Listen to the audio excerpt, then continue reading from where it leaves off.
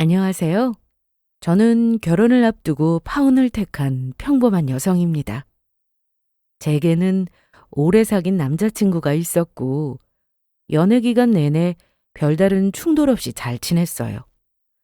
성격도 무난하고, 서로 일도 열심히 하고, 무엇보다 대화가 잘 통하는 사람이라 이런 사람이랑 결혼하면 참 편하겠다는 확신이 들었죠.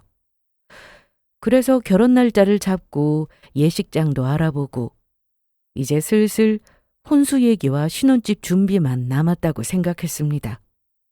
그런데 예비 시댁과 첫인사 자리가 있던 날 식사를 하면서 이런저런 대화를 나누던 중 혼수 이야기가 나왔고 저는 반반 결혼을 하겠다고 말씀드렸습니다. 그런 다음 양가가 부담할 부분을 공평하게 정해서 준비하자고 했죠. 대부분이 그런 건 아니지만 요즘 이런 방식으로 많이 하잖아요. 그래서 제 의견을 말씀드렸습니다. 애초에 남자친구와 이렇게 하기로 협의가 끝난 상황이었어요. 그런데 그 말을 듣고 예비 시어머니가 기묘한 웃음을 지으시더니 이런 말씀을 하시는 거예요. 그러면 나중에 제 월급 통장을 본인한테 넘기라고.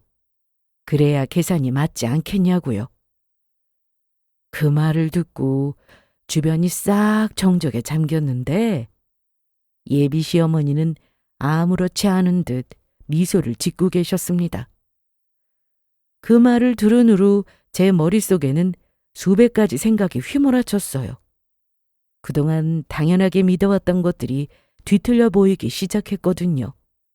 예비 시어머니의 그 한마디로요. 결혼은 사랑으로 하는 줄 알았고 신뢰를 바탕으로 함께 만들어가는 줄 알았는데 예비 시댁은 결혼에 있어서 계산기부터 두들기고 있었습니다. 그래서 저는 결심했어요. 그들 방식대로 계산을 제대로 해보자고요. 그렇게 저는 파혼할 각오로 예비 시모에게 제가 계산한 것들을 들이밀었고 예비 남편은 좌절하며 자신의 어머니와 대판 싸웠습니다. 행복과 설렘으로 결혼을 준비하던 우리가 파혼에 이르게 된 사연. 이제부터 찬찬히 말씀드릴게요. 그 사람을 처음 만난 날을 아직도 잊지 못해요. 소개팅이었지만 딱딱한 분위기보다는 마치 오랜 친구처럼 금세 말이 통하고 서로의 취향도 묘하게 잘 맞았거든요. 서로 좋아하는 책과 음악을 가지고 공통점을 찾았고 그 이야기를 한참 동안 나눴습니다.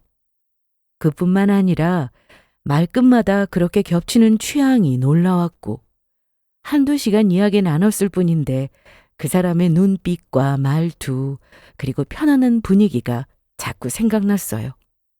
연락을 주고받기 시작하면서 마음이 깊어지는 건 오래 걸리지 않았습니다. 누군가와의 연애가 이렇게 편하고 따뜻할 수 있다는 걸 그 사람을 통해 처음 알게 됐어요.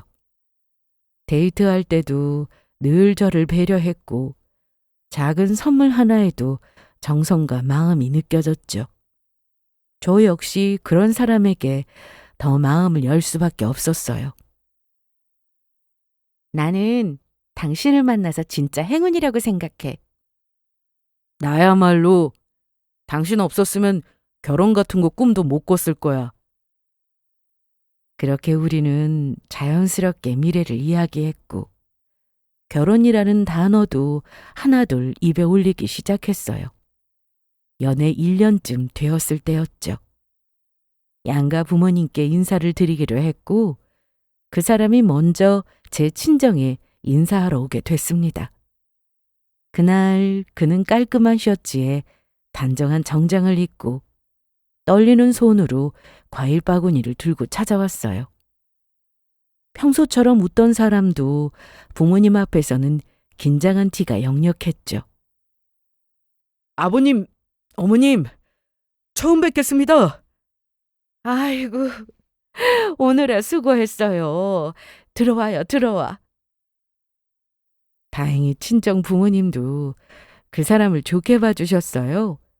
식사 자리에서도 진심을 담아 이야기했고 조심스러운 태도에서 책임감도 느껴졌다고 말씀하시더라고요.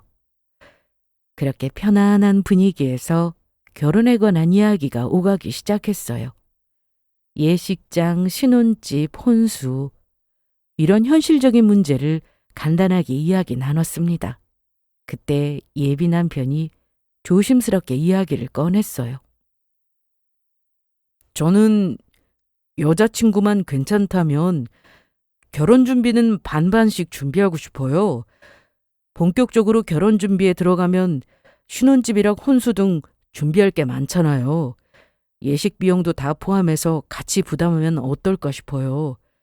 전에 여자친구한테 살짝 이야기는 했는데 아버님하고 어머님 생각은 어떠신지 궁금합니다. 남자친구의 말에 솔직히 저는 조금 놀랐어요. 사실 친정 부모님께 인사드리러 오기 전에 저희끼리 결혼 준비에 관한 이야기를 살짝 나누었습니다. 그때 반반씩 준비하는 게 어떻겠냐는 이야기를 하게 되는데 제대로 끝마무리를 짓지 못했어요. 왜냐하면 저희 아빠가 좀 보수적이시거든요. 고리타분한 옛날 분이라고나 할까요? 저는 상관없는데 왠지 아빠가 좋아하지 않으실 것 같아서 나중에 기회 봐서 조심스레 이야기해드려야겠다고 생각하고 있었습니다. 대충 그런 상황임을 눈치채고 있던 남자친구는 어차피 나중에 말씀드리나 지금 말씀드리나 다를 게 없으니 이렇게 이야기 나온 김에 자신이 총대 메고 이야기한 것 같았어요. 먼저 그렇게 이야기할 줄 몰랐거든요. 하지만 언젠가는 이야기해야 할 문제니까 차라리 잘 됐다고 생각했습니다. 그래서 저도 고개를 끄덕이며 말했어요. 나도 그렇게 준비하는 게 좋을 것 같다고 생각해. 옛날에나 남자가 준비하는 거, 여자가 준비하는 거 따로였지만 지금은 아니잖아. 우리 둘이 함께 준비하는 게 맞는 것 같아. 그 말을 들은 엄마는 슬쩍 아빠 눈치를 살피시다가 웃으시며 애써 분위기가 이상하게 흘러가지 않게 저희 편을 들어주셨습니다. 아무래도 저희 뜻을 존중하고 도와주시려는 것 같았어요. 그래, 그거 좋지. 요즘 젊은 부부들 그렇게 많이 한다더라. 서로 부담되지 않는 선에서 같이 준비하면 책임감도 더 생기고 좋지. 그래, 좋은 생각이야. 당신도 그렇죠? 엄마를 포함해서 저와 남자친구는 아빠의 눈치를 살폈습니다. 아빠는 못마땅한 얼굴로 잠시 생각을 하시더니 이내 헛기침을 하시며 마지못해 그러라며 허락해 주셨어요. 원래 남자가 집을 해오고 여자가 신혼집에 드릴 혼수를 해가는 건데 너희 둘이 정 그렇게 하고 싶다면 그렇게 하라면서 허락해 주셨습니다. 허락 안 하고 계속 고집 부리시면 어쩌나 걱정했는데 허락해 주신다니 한시름 놓았습니다. 저희 아빠는 제가 어릴 때부터 입버릇처럼 이렇게 말씀하셨어요.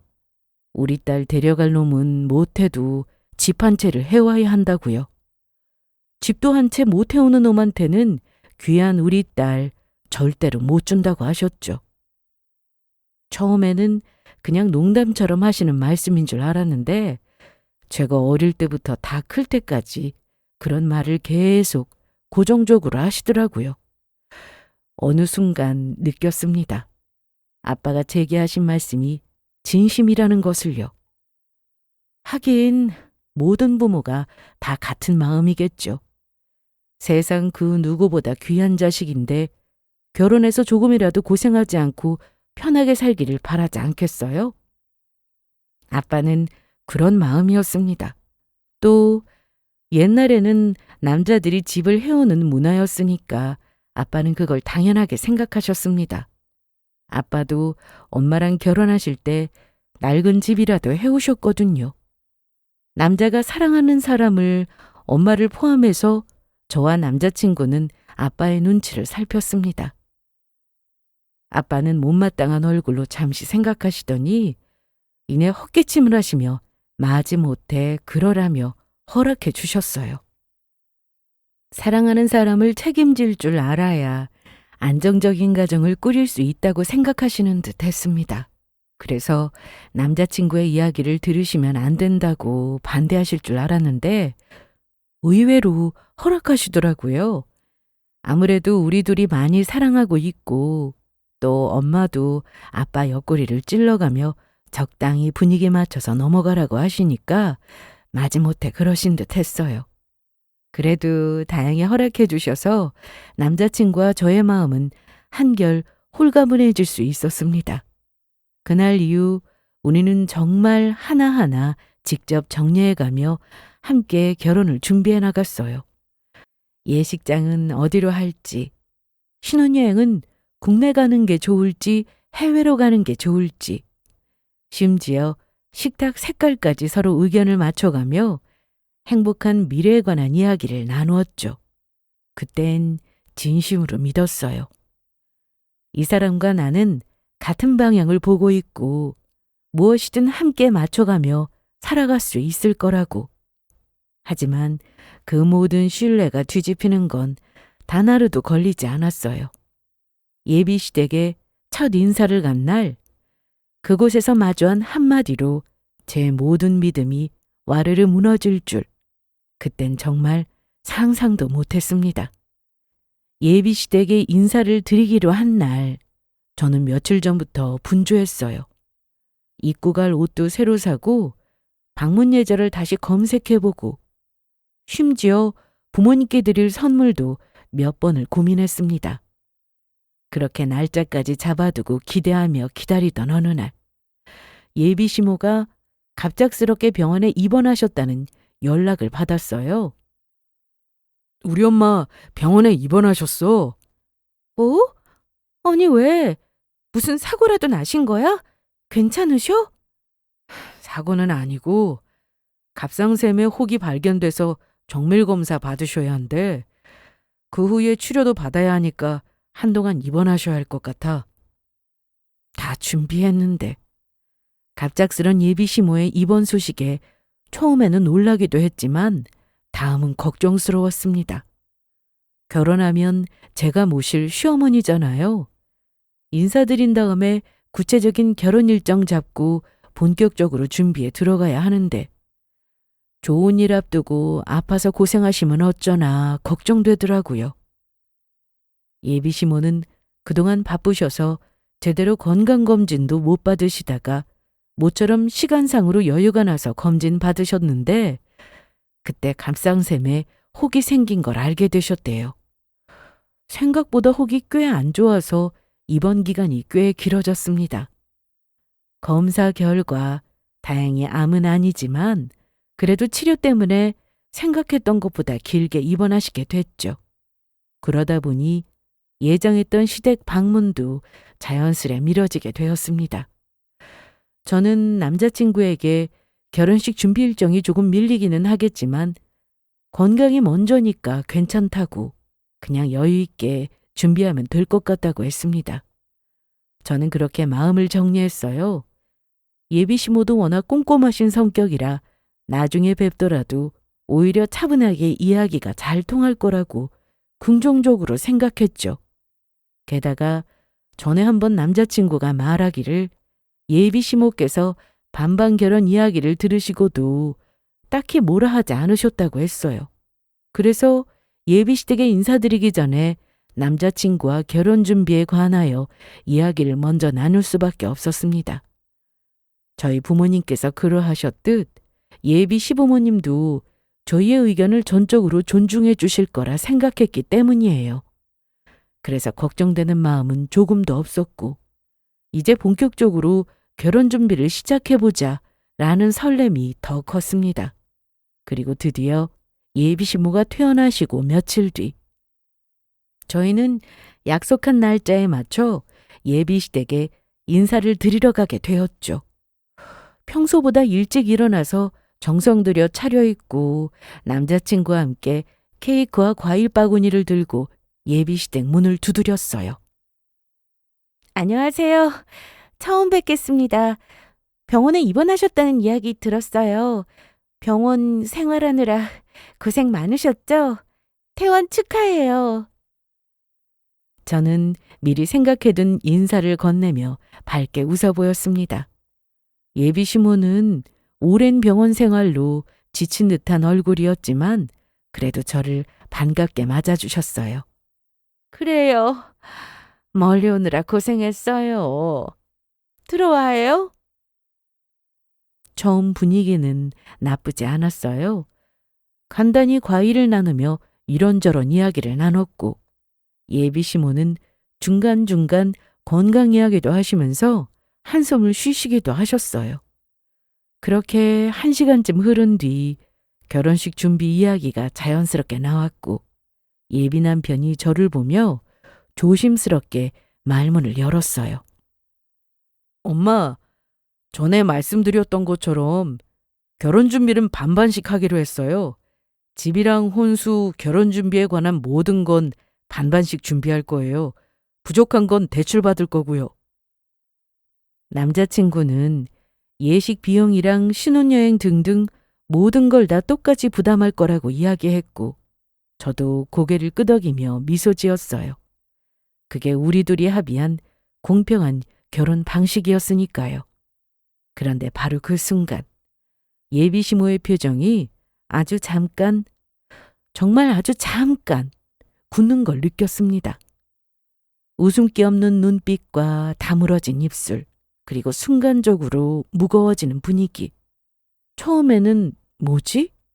갑자기 몸이 안 좋아서 그러시나? 싶었어요. 그런데 그 짧은 침묵이 이상하게 오래 느껴졌습니다. 그리고 잠시 후 예비 시모는 앙담은 입술을 열었고 조용히 남자친구가 말한 반반 부담이라는 단어를 읊조리셨어요. 그 한마디에 담긴 묘한 어투에 저는 그 순간 마음 한켠이 싸늘해지는 걸 느꼈습니다. 뭔가 이상하더라고요. 남자친구도 살짝 당황한 기색이었는지 예비 시모의 반응을 살피며 말끝을 흐렸어요. 그 분위기는 그날 묘하게 이어졌습니다. 그리고 저는 그날 예비 시모의 진짜 속마음을 처음 마주하게 되었어요.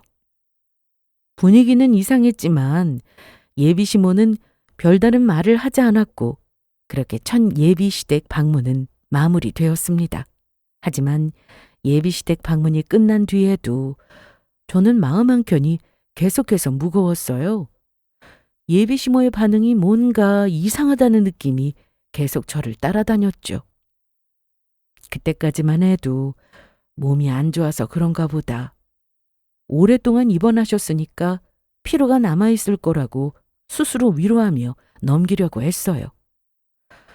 제가 괜히 이상하게 생각했지만 남자친구가 괜찮다고 말해주니 내가 너무 예민하게 반응했나 보다 생각하고 더 이상 고민하지 않았어요. 그리고 그날 밤 집에 돌아와서 정신없이 잘 준비하고 나서 겨우 소파에 앉아 긴장을 풀려던 그때 핸드폰이 울렸어요. 발신자는 예비 시모였습니다. 이 시간에 갑자기 무슨 일이지? 잠깐 망설이기도 했고 순간적으로 내가 뭐 잘못한 게 있었나. 그 짧은 시간 동안 예비 시댁에서 있었던 행동을 돌아봤어요. 그리고 무슨 일로 이 시간에 전화하신 걸까? 괜스레 스치는 불안감에 조심히 전화받았습니다. 그리고 시모의 목소리는 낮고 조금 다른 느낌을 풍기고 있었어요. 처음 제게 어서 오라며 기분 좋게 맞이해주던 목소리와는 확연히 달랐습니다. 쉬고 있는데 내가 갑자기 전화해서 놀랐지? 아무래도 그냥 넘기기에 조금 그래서 전화했어. 네, 어머니. 괜찮아요. 말씀하세요.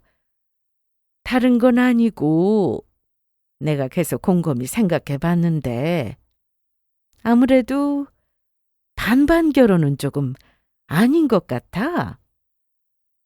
처음 저를 본 시모는 존댓말을 써가며 환하게 반겨줬습니다. 그리고서 식사하고 결혼 준비에 관한 이야기를 나누면서 결혼하면 시어머니 될 텐데 말씀 편하게 하시라고 했더니 알겠다면서 그 다음부터는 편히 말을 놓으셨어요. 소화기 너머로 들리는 예비 시모의 말투는 나름대로 저를 배려하는 듯 했지만 이상하게 음색은 비장했습니다. 그래서 뭘 생각해 보셨다는 건지, 뭘 그냥 넘기기 어렵다는 건지, 두근거리는 마음으로 말씀에 경청했는데 맙소사, 반반 결혼은 아니지 싶다는 예비 시모의 말에 저는 순간적으로 말을 잃었어요. 아니, 아까 시댁에 있을 때는 별 말씀 없으시다가 갑자기 전화로 이렇게 말씀하시니 당황스럽더라고요. 물론 반반씩 준비할 거라는 말에 묘한 분위기를 풍기기는 했지만 그 뒤로 별 말씀 안 하셨거든요. 그래서 이게 무슨 상황인가 싶어서 어버버거리고 있는데 그 다음 들려오는 말은 더욱더 저를 놀라게 했습니다. 나는 반반씩 결혼 준비하는 거 조금 아니라고 생각되지만 정둘이 그러고 싶다면 나중에 결혼해서 네 월급 통장을 나한테 줘. 그럼 얼추 계산이 맞을 것 같아. 그 순간 머릿속이 하얘지고 심장이 빠르게 뛰었어요. 분위기가 조금 이상하기는 했지만 제가 예비시댁에 있는 동안 예비시모는 별 말씀 하지 않으셨습니다. 암묵적으로 반반 결혼이라는 말에 동의하신 줄 알았어요. 불안한 마음을 뒤로 하고 나름대로 긍정적으로 생각하며 기쁜 마음으로 미래를 상상하던 저였는데 월급 통장을 달라는 말에 그 미래가 무너지는 기분이었어요. 그래도 최대한 마음을 다스리며 그런 말씀을 하시는 이유가 뭐냐고 여쭤봤어요. 그러자 예비 시모는 자신의 생각을 쏟아내기 시작했어요. 물론 요즘 젊은 사람들이 결혼 준비할 때 반반씩 부담하는 게 유행이라고는 하지만 솔직히 말이 좋아서 반반이지. 우리 아들 입장에서는 손해가 너무 크잖아? 아니 생각해봐. 우리 아들이 얼마나 괜찮은 남자인지 너도 잘 알잖니? 이런 남편 얻는 게 쉬운 줄 알아? 예비 시모는 자기 아들을 이야기하면서 능력 있고 안정적이며 인물도 빠지지 않는 사람이라고 했습니다. 그러고는 지금까지 자기 아들과 결혼하고 싶어하는 집이 한두 군데가 아니라고 했고 선을 본 집들도 한두 군데가 아니었다고 했어요. 그러니 이런 결혼을 해야 하나 솔직히 고민스럽다고 했습니다. 다른 집에서 욕심낼 만큼 우리 아들이 인기가 좋은데 뭐하러 반반 결혼을 해야 하나. 이런 대접을 받을 정도는 아니지 않냐면서 제게 속상하다는 식으로 이야기하더라고요. 그 말을 듣는 동안 저는 점점 손끝이 떨렸어요. 서로 사랑해서 결혼을 결심하고 여유가 되는 만큼 결혼 준비를 해야 하는 건데 어떻게 이것저것 따지고 마치 사람의 몸값을 매기듯 저리 이야기할 수 있나. 기분이 이상했어요. 남자친구가 예비 시모에게 귀하듯 저 역시 저희 부모님께 귀한 자식인데 말입니다. 그뿐인가요? 저도 그렇게 빠지는 조건이 아니에요. 그런데 저를 남자친구보다 못한 존재라는 식으로 이야기하니까 그것도 기분이 좋지 않았어요. 그런데 마지막에는 결정타가 날아왔습니다. 앞서 말한 제 월급 통장을 또 들먹이더라고요. 그러니까 네 월급 통장이라도 나한테 달라는 거야. 우리 아들도 그렇고 서로 좋아서 하는 결혼인데 반반 결혼이 싫어서 억지로 떼어넣을 수도 없는 노릇이잖아? 그러니 결혼하고 나서 월급 통장을 나한테 넘기면 얼추 계산이 맞지 않나 싶어. 어때? 괜찮지? 그게 바로 공평한 결혼 아니겠어? 정말 제 심장은 나만하질 않았습니다. 예비 시모의 말에 심장이 철렁했다가 숨도 못 쉴 만큼 헉하고 멈췄다가 아주 난리를 쳐댔어요. 저는 남자친구를 많이 사랑해서 함께 인생을 꾸리려고 했던 거고 결혼이라는 걸 같이 만들어가는 것이라고 믿었는데 예비 시모는 이 결혼을 계산기 두드리면서 누가 더 손해인지 따지고 있었던 겁니다. 사람은 돈으로 매길 수 없는 귀한 존재인데 말이죠. 예비 시모는 자기 아들을 괜찮은 상품처럼 생각했고 예비 며느리는 그만한 대가를 지급해야 하는 존재라고 생각했습니다. 이런 프레임 아래서 공평이라는 이름으로 저에게 일방적인 손해를 요구하고 있었어요. 전화기를 손에 쥐고 있었지만 그날의 통화는 제 마음에서 예비 시모에 대한 존중이 무너진 순간이기도 했습니다. 그리고 처음으로 맞는 건가라는 의문과 함께 이 결혼을 정말 진지하게 다시 생각해야 할지도 모르겠다는 생각이 들었어요. 예비 시모와의 통화가 끝난 후 저는 휴대폰을 천천히 내려놓고 말없이 한참을 앉아 있었어요. 이게 진짜 현실인가? 내가 뭘 잘못 들은 건가? 통화 내용을 몇 번이나 머릿속에서 되새겨도 결론은 같았어요. 월급 통장을 넘기면 계산이 맞는다는 그 말을 정확히 들었고 제게는 큰 충격과 함께 상처로 자리 잡았어요. 물론 이 세상 모든 부모가 자기 자식을 제일이라 생각하죠. 가장 으뜸이라고 여기는 거 이해합니다. 저희 부모님도 그러시니까요. 하지만 내 자식이 귀하듯 남의 자식도 귀한 법이잖아요. 거기다 인정할 수 없는 게 솔직히 이성적으로 따져서 남자친구가 그렇게 대단한 조건은 아니거든요.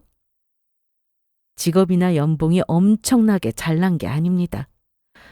사자 들어가는 직업은 더더욱 아니고요. 그냥 평범한 수준이에요. 제가 정말 인정할 수준이라면 제가 말이라도 안 하죠. 그럴 수준도 아닌데 저렇게 이야기하시니 어이없었습니다.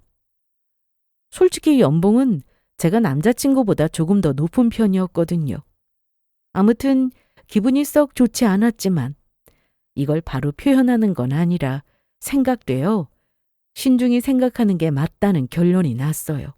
그래서 전화를 끊기 전 예비 시모에게 우선 알겠다고 생각해 보겠다며 짧게 이야기했습니다. 그러곤 바로 통화를 종료했죠. 속이 답답해서 밤 공기라도 쐬려고 창문을 열었는데 아무리 바람이 불어도 속이 가라앉질 않았어요. 내가 하려던 결혼은 도대체 뭐였을까?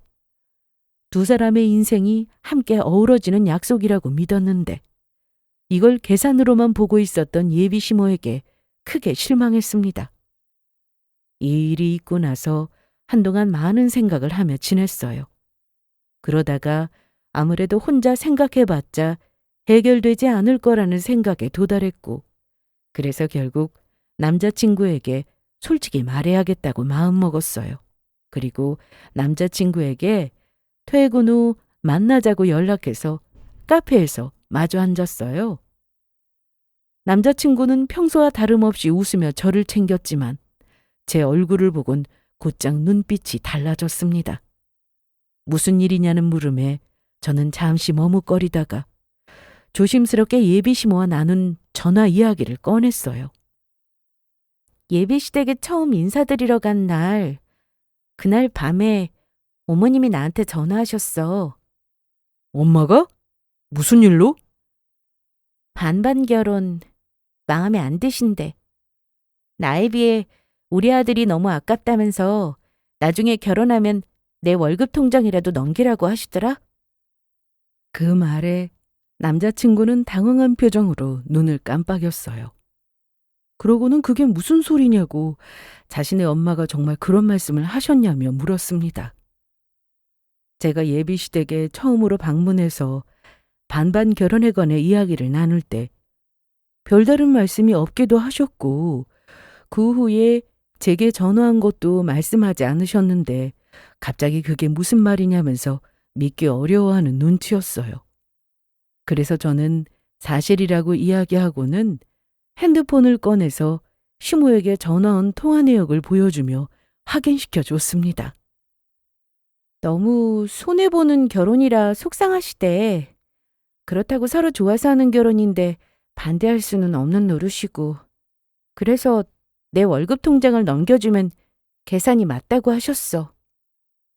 그제야 남자친구는 제가 한 말이 사실이라는 걸 깨닫고는 크게 충격받은 표정을 지었습니다. 조금도 과장해서 말하는 게 아니라는 걸 눈치챈 듯 했어요. 표정이 굳어지고 입을 꾹 다문 채 생각에 잠겼죠. 저는 그 순간 이제 내 입장도 분명히 해야겠다고 생각했어요. 나는 이렇게까지 하면서 결혼하고 싶지 않다고 했습니다. 결혼이라는 건 서로 사랑해서 하는 거지 뭘 바치냐를 따져가면서 계산하는 게 아니지 않냐고 했어요. 솔직히 나 지금 고민돼. 이 결혼을 계속 준비하는 게 맞는 건지.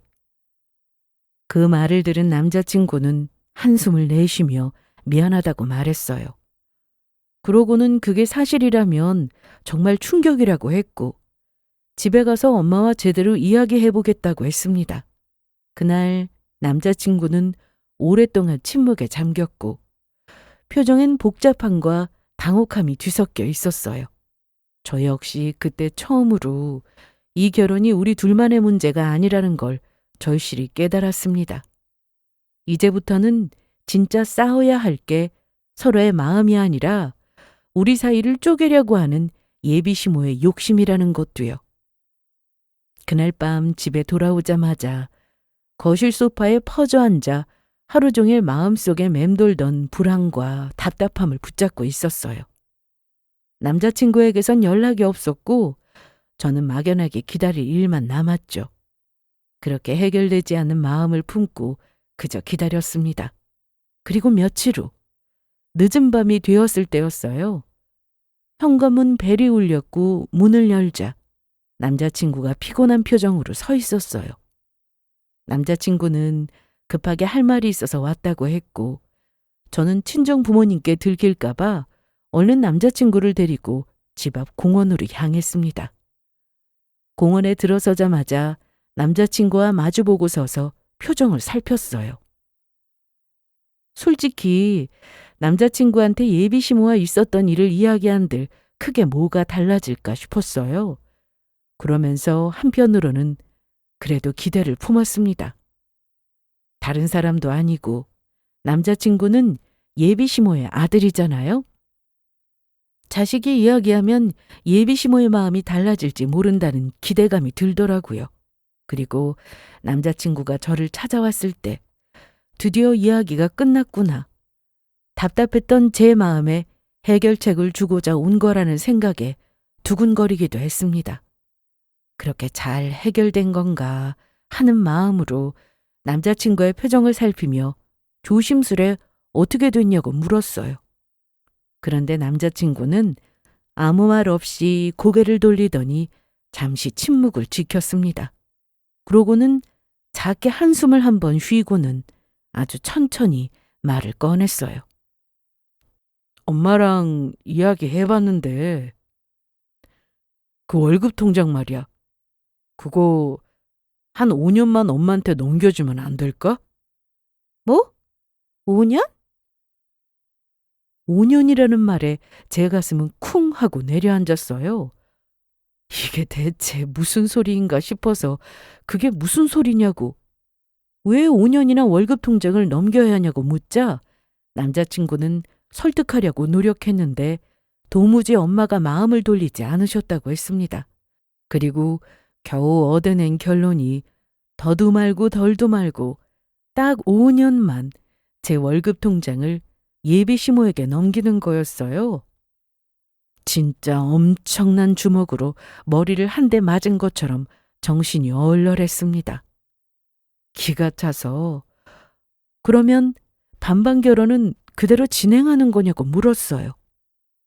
솔직히 제 입장에서 결혼식 준비하는 모든 비용과 신혼집까지 반반으로 부담하는 건데 거기다 월급 통장을 5년간 예비시모한테 넘겨야 한다는 게 너무 부당하잖아요? 그래서 반반으로 진행하는 게 맞냐고 확인차 물었더니 남자친구는 조용히 고개를 끄덕였습니다. 그 모습에 저는 기가 차서 그게 네 엄마가 말한 공평한 계산이냐고, 어떻게 내가 그 많은 걸 다 부담해야 하냐고 따졌습니다. 그러자 남자친구는 고개를 숙이며 그럼 다른 방법이 없는데 뭘 어떡하냐는 식으로 말했어요. 그러면 어떡해. 이 방법 말고는 없는데. 월급 통장 안 넘기면 우리 결혼 못해. 엄마가 반대하실 거란 말이야. 난 헤어질 생각 없고 이대로 놓치고 싶지 않아. 그냥 5년만 참으면 돼. 나랑 둘이 잘하면 그 후에는 달라질 거야. 저는 그 말을 들으며 속에서 빙그르르 돌았어요. 5년만 참아라. 나를 믿어라. 그 말들이 그저 변명과 설득에 지나지 않았음을 알고 있었습니다. 그래서 저는 차갑게 물었어요. 그러면 월급 통장을 맡겼을 때 우리 둘이 어떻게 생활할 수 있냐고요. 신혼집 얻으면 이자 낼 돈이랑 고정적으로 지출한 항목들 그리고 생활비를 어떻게 감당할 거냐고 물었어요. 그걸 남자친구 벌이로 다 책임져야 하는데 터무니없는 상황이었거든요. 그걸 정말 네 벌이로 다 책임질 수 있다고 생각하냐고 묻자 남자친구는 입술을 물며 말을 이었어요.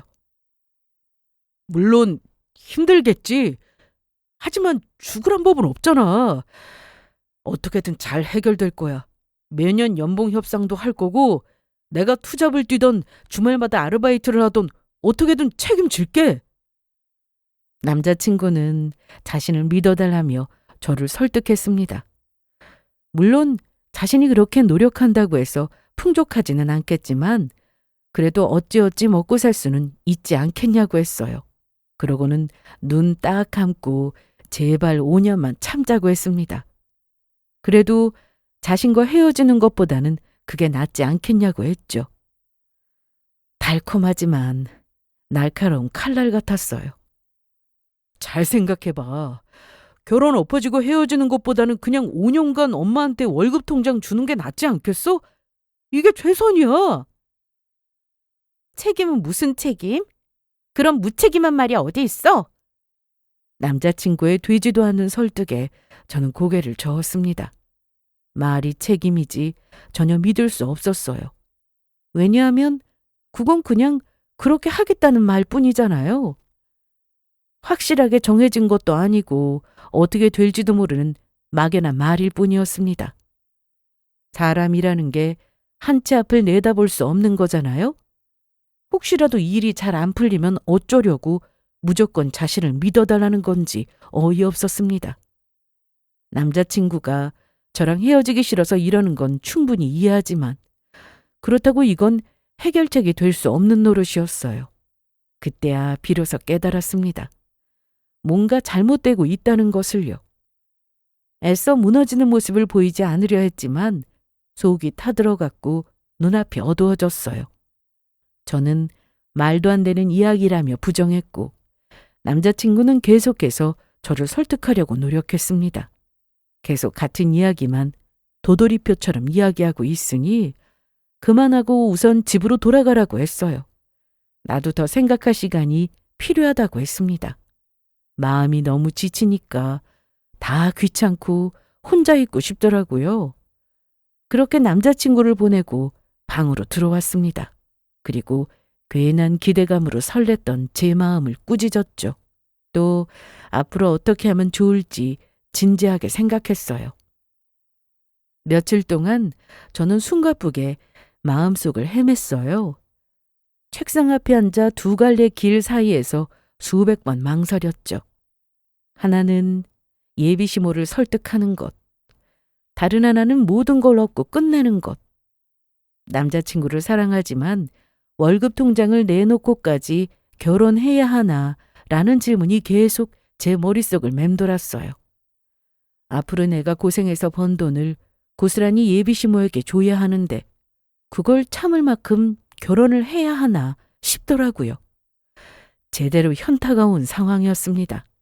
이걸 넘긴다 치더라도 5년 동안 힘들게 지낼 게 뻔한데 너무 막막하고 두려웠습니다. 얼마나 고민을 많이 했는지 잠도 제대로 못 잘 정도였어요. 그러다 어느 순간 결국에는 결론이 나왔어요.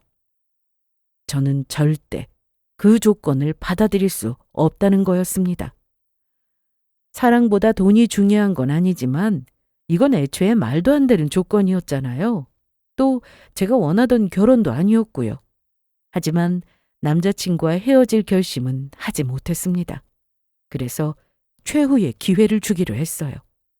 직접 예비시모를 대면하고 월급 통장을 넘기라는 조건을 거둘 생각이 없는지 딱 한 번만 물어보기로 결심했습니다. 예비시모가 동의하면 좋게 넘어가는 거고 그게 아니면 그때 파혼하기로요. 예비시모가 어떻게 나오느냐에 따라 결정하기로 그렇게 마음을 정했습니다. 물론 말도 안 되는 결혼이라는 걸 잘 알고 있었어요. 예비시모가 동의한다고 해도 사람이란 게 쉽게 변하는 동물이 아니잖아요. 또 언젠가 저를 곤란하게 할 거라는 걸 잘 알고 있었지만 진짜 징하게 질려야 마무리를 잘 지을 수 있을 것 같더라고요. 그렇게 마음을 정하고 저는 예비시모와의 대면 자리를 준비했어요. 그러고는 예비시모에게 보여줄 자료를 미리 준비했습니다. 그 자료는 파혼할 때 쓸 무기였어요. 다음 날 오전 저는 약속된 시간에 맞춰 예비시댁 집 앞에 도착했습니다. 차를 세우고 내려서 깊은 숨을 한번 내쉬고 현관문을 두드렸죠. 안에선 예비시모와 남자친구가 서로 이야기를 나누고 있었고요. 문을 열고 들어간 뒤 그들과 마주 앉았습니다. 그리고 저는 마음을 가다듬고 조용히 입을 열었어요.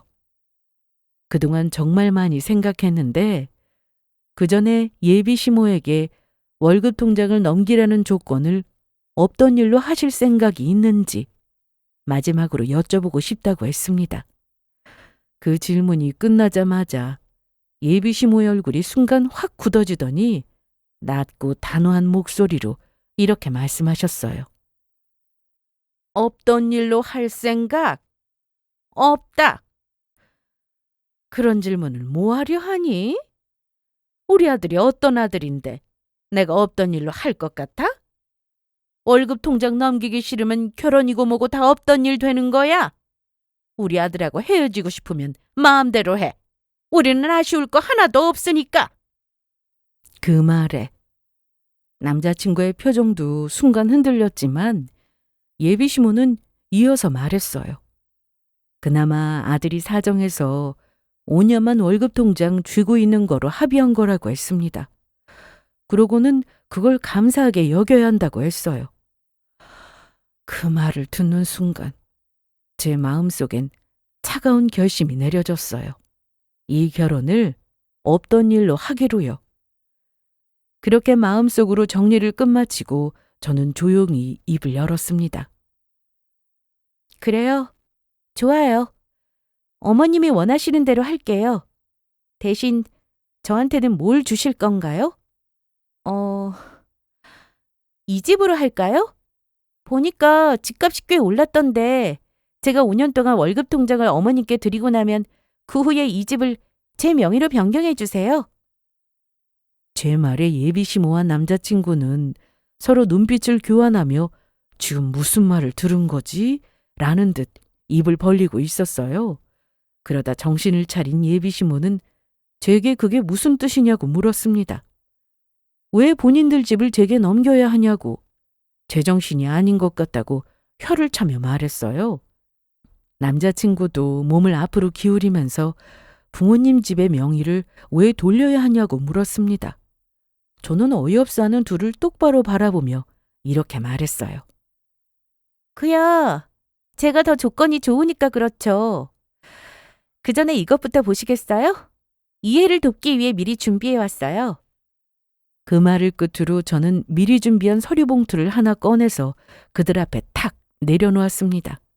예비시모와 남친은 호기심 가득한 표정으로 봉투를 열고 서류들을 하나씩 꺼내보기 시작했죠. 서류 속에는 마치 비교표처럼 회사명, 직급, 연봉, 복지 수준, 각자 가지고 있는 총 재산과 심지어 대학 졸업 학력까지 모든 항목이 정리되어 있었어요. 그 자료는 분명히 보여주고 있었습니다. 제가 남자친구보다 훨씬 더 능력 있는 사람이라는 것을 말이죠. 남친은 전문대를 나왔고 중견기업에 재직 중이었어요. 반면 저는 경기권 4년제 대학을 졸업했고 지금 다니는 회사도 가능성이 높은 곳이었어요. 저는 그 문서들을 찬찬히 넘기며 살펴보고 있는 예비시모를 쳐다봤습니다. 예비시모의 입이 살짝 벌어졌고 눈빛은 흔들리기 시작했죠. 어떻게 제가 준비한 자료는 마음에 드세요? 한눈에 정리되어 있으니까 비교가 빨리 되죠? 그러면 이제 아실 거예요.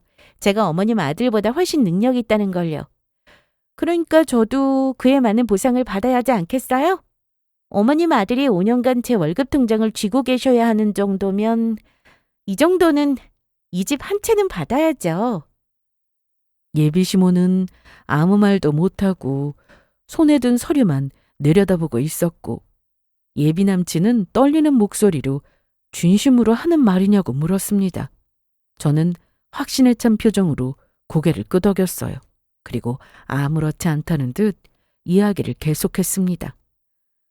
어머님 말씀대로 누가 아까운지 따져보니까 이런 결론이 났어요. 제가 어머님 아들보다 잘 나가는데 아무것도 못 받고 반반 결혼에 월급 통장까지 바쳐야 한다는 건 계산이 틀리잖아요? 그러니까 원하시는 대로 5년간 월급 통장 넘길게요. 그 대신 저는 이 집 주세요. 그래야 계산이 맞죠? 예비시모의 논리대로 저를 대입해서 이야기하니까 예비시모는 아무 말도 못하고 들고 있는 서리를 꽉 쥔 채 멍하니 저를 쳐다봤습니다.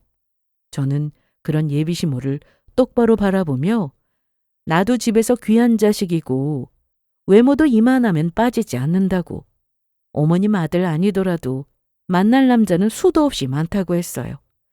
그래서 그냥 결혼하기에는 너무 손해라고 했습니다.